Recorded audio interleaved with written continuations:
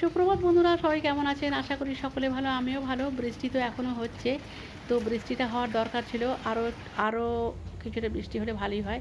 তারপর সারাদিন আর কোনো ব্লগ করিনি। আমি এখন এসেছি সন্ধ্যায়, চা বানাচ্ছি। চা খাবো। এখন বাজে 7:30। ঠিক আছে, তো চাটা বানিয়ে ফেললাম। আর এই যে চা খাচ্ছি আর একটু মুড়ি খাচ্ছি। এটা এই যে শশা আর ভাজা বাদাম দিয়ে একটু মুড়ি খাচ্ছি। তারপর রান্না শুরু করব। আজ তো বৃহস্পতিবার, নিরামিষ। আমি এখন বানাচ্ছি সয়াবিনের কোপ্তা কারি। সয়াবিনটা সেদ্ধ করে নিয়েছিলাম, তারপর মিক্সিতে পেস্ট করে নিয়েছি।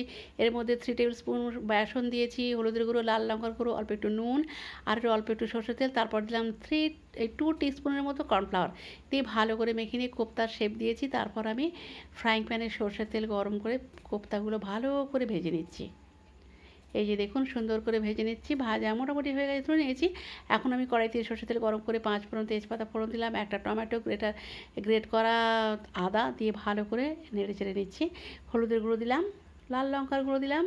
তারপর এটা একটা মশলা করেছি, এটা হচ্ছে দারচিনি, লবঙ্গ, এলাচ, জিরে, তেজপাতা, জায়ফল, জয়িত্রী, স্টার অ্যানিস আর অল্প একটু বাদাম গুঁড়ো করে নিয়ে দিয়ে দিয়েছি। সেদ্ধ করে রাখা আলু দিলাম, দিয়ে ভালো করে সব কষিয়ে নিয়ে জল দিয়ে দিলাম। এখন আমি এর মধ্যে দিয়ে দিচ্ছি একটু ধনেপাতা কুচি আর নুনটা একটু চেক করে নিয়েছি, ঠিকই আছে। কোপ্তাগুলো দিয়ে দিলাম, ঝোলটা ফুটে ওঠার পর তারপর গ্যাস অফ করে দিয়েছি। একটু ঘি দিয়ে দিলাম। তো আজকের ব্লগটা এই পর্যন্তই। সবাই খুব ভালো থাকবেন।